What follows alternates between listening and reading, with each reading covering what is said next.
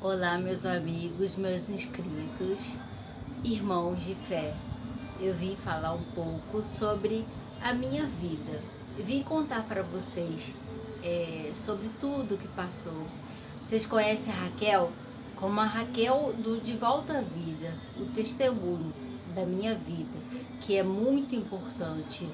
Mas para Deus chegar a isso na minha vida, passei por vários acontecimentos. Para chegar a isso, esse momento, assim, aos 24 anos, eu fiquei doente.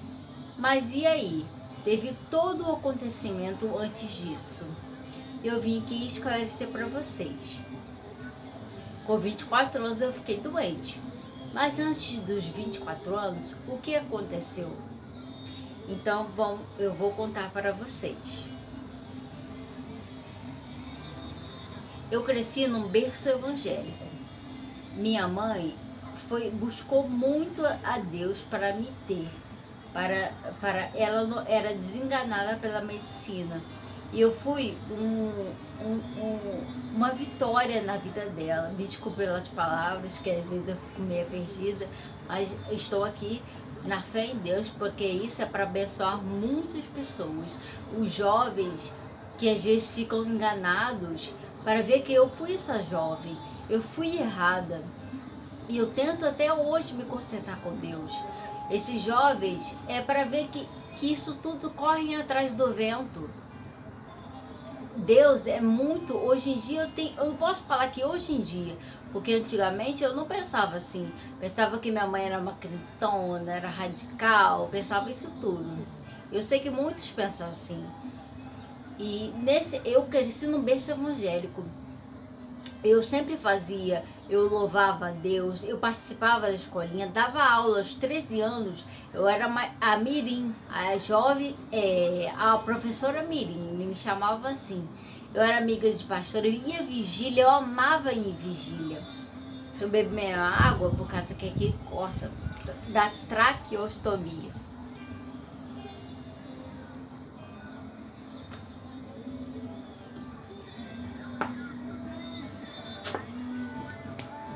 Eu ia em vigília, me divertia. Os jovens ficavam sempre aqui em casa, era muito legal. Eu tenho muita saudade disso. Aí até os meus 15 anos era assim, teve uma festa aqui em casa com os jovens, mó pagode, diversão na presença de Deus, era muito bom. Era bom se sentir amada por Deus, no seu abrigo, debaixo das suas asas. Eu me sentia muito feliz. E isso foi passando. Eu fui conhecendo, tinha amizades do mundo, só que eu nunca me corromperam, eu sempre fiquei firme. Mas eu via, as minhas amigas tinham tudo namorado, eu nunca tinha um namorado. Elas usavam short curto, eu nunca usava. Elas usavam essa barriga de fora. Aí eu nunca, assim, eu tinha um corpinho assim meio gordinho, eu nunca ficava querendo me expor. Aí eu me achava, meu cabelo, ó, agora é cacheado, antigamente era cacheado, eu não achava legal. Eu queria ficar com cabelo liso também, aos 17 anos isso. Aí eu passei, em decorrer a infância, foi tudo na presença de Deus, era vigília, a gente ia no ônibus, aquela bagunça no ônibus, louvando a Deus, era muita diversão. Aos 17 anos, eu arrumei meu primeiro namorado, que eu achava que era o amor da minha vida. E nele ele era muito, eu achava assim, ele era muito bom para mim. Aí a gente era um amor. Eu me desviei da igreja aí com um namorado de 17 anos. Que o namorado se dizia assim, se dizia bom para mim. Minha mãe deixou, comecei a namorar aos 17 anos. Aí eu comecei a trabalhar numa empresa grande, conhecida, aos 17 anos. Aí eu tive um processo difícil da minha vida. Daí eu já me desviava de Deus, mas eu sempre queria voltar para a presença dele. Eu sabia que aquilo que meus pais me ensinaram desde criança não deveria sair da minha vida. E eu tentava ficar firme, mas é impossível. é a gente ficar em cima do muro. Ou fica com Deus ou não fica, né? É impossível ficar em cima do muro. E eu ficava em cima do muro. Ficava nesse processo de ir para a igreja, ficar no mundo, ir para festa, ficar no mundo, ficar na igreja. Aí acabou que eu saí de vez da escolinha, saí da dança, saí de tudo que era de Deus, aos 17 anos. Aí comecei a namorar aos 19. Estou contando sobre a minha vida, o processo da minha vida ao decorrer desses anos que eu sou. Eu comecei a ficar doente com 24, eu tenho 26 anos hoje. 26 anos. E eu nasci de novo a partir dos 24. Então, com 19, eu namorei outra pessoa que eu estava assim muito chateada porque esse meu ex terminou comigo. E eu amava muito ele, eu achava que eu amava. Porque ele é o primeiro namorado. Eu achava que eu amava muito ele. Eu emagreci muito porque ele terminou comigo. Emagreci demais. Fiquei magra. Aí fiquei bonita. Comecei a entrar pra academia. Fiquei bonita aos olhos do homem, né? Fiquei na carne, os olhos do carne. Os homens me chamavam, tá bonitona, tá bonita agora, a Raquel tá bonita. E aí eu ficava nisso. Aos olhos do homem. E com 19 anos eu namorei uma pessoa que gostava da ex, namorou comigo só por despeito. Eu não sabia, eu era muito inocente, porque eu não fui criada para esse mundo, eu fui criada para Deus. Namorei com ele, pouco tempo, eu engravidei, tive uma filha e eu sofria. Falava, Deus, por que eu tive uma filha, agora eu vou ficar sozinha? Eu achava que tendo uma filha eu não poderia mais viver. Eu falava, como é que eu vou falar isso para meus pais? Mas o que mais me surpreendeu foi que meus pais me abraçaram de uma forma que nunca vi um amor assim. Eles ficaram comigo, minha mãe dormia comigo todos os dias, abraçada na minha barriga. E eu aceitei aquele processo. Eu fiquei sozinha, só eu e meus pais. A gente ficou tipo numa bola. Só nós três ali juntinhos. Meu pai, minha mãe, eu e minha bebê, minha filhinha. Isso com 19 anos. Com 20 anos eu tive ela. Aí eu falei, não, eu não vou deixar minha filha crescer sem um pai, porque o pai dela não queria muito saber dela. Falei, não vou deixar ela crescer sem um pai, vou tomar uma família dela. E criei isso por mim. Deus não me deu. Eu casei com 20 anos e Deus não me deu esse casamento. Eu fui atrás dele, porque eu queria acertar. A gente pensa, a gente coloca um rótulo de querer acertar, colocando coisas erradas no meio. E foi assim, eu coloquei coisas erradas, casei com uma pessoa que não era pra mim. Eu fiz tudo para aquela pessoa, reergui aquela pessoa, paguei não sei o que pra ele, paguei não sei o que pra lá. Eu me doei a ele, mas ele nunca me doava a mim. Ele me traía. Aí eu tava longe dos meus pais, eu morei em Minas Gerais, olha que loucura. Morei em Minas Gerais, minha mãe sempre ali comigo, ela ia lá, ficava com minha filha. Ele tratava mal e não deixava minha filha ver. Aí então eu falei, mãe, fica com ela em casa. Eu não vou deixar ela ficar vendo, me tratando mal. Deixa eu beber água de novo.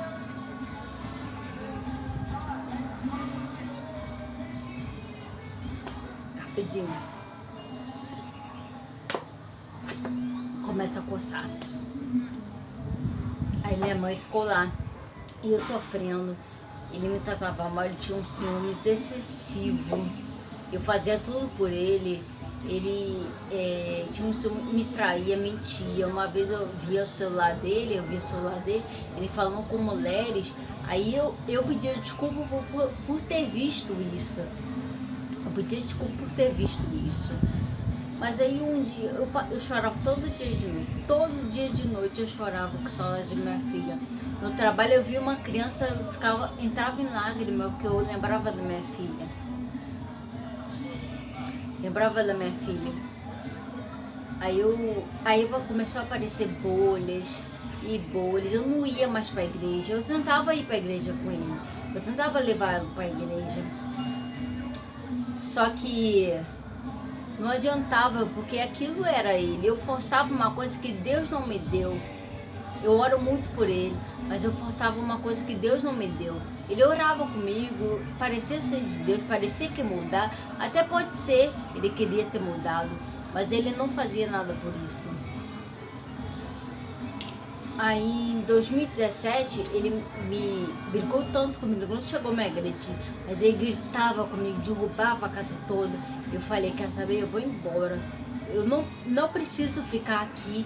Não, eu tenho uma casa, uma família, isso daí não é pra mim. Eu pedi para ir embora pro meu trabalho, que eu trabalho numa empresa que transfere. Aí eu pedi para ir embora. Aí eles me transferiram, demorou um tempinho, eu fiquei aqui.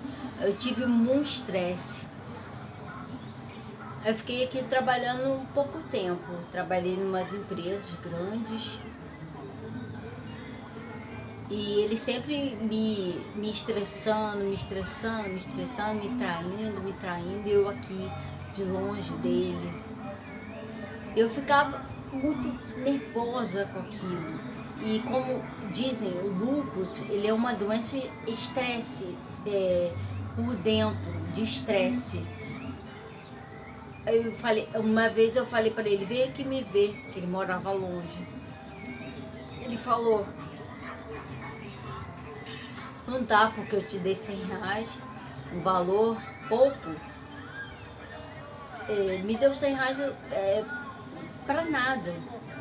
Tipo assim, me gastava uma coisa, mas não me deu para pagar as coisas dele. Ele falou, te dei isso, te dei aquilo, te dei outro. Aí jogava na minha cara e botava uma desculpa para aquilo. Aí eu falei, mãe, eu não aguento mais, ele tem que sumir. Eu já tava estressada. Eu tinha descoberto o lúpus, mas não tava uma coisa pesada ainda. Aí depois disso, eu falei, mãe, eu vou terminar com ele. Terminei com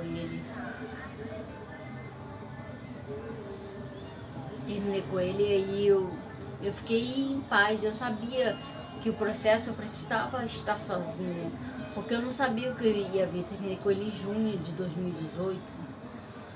Aí eu comecei a ficar doente em junho. Foi todo aquele processo. Minha mãe me conta tudo que eu não lembro. Não lembro, que eu estava em setembro, outubro, novembro, dezembro. Eu não lembro de mais nada. Minha mãe conta que eu fiquei com herpes, rosto enorme. Aí os médicos me falam hoje em dia que foi imunidade descendo, caindo, que é por estresse. E tudo isso me levou a acreditar que a gente precisa estar sempre com Deus, principalmente com Deus.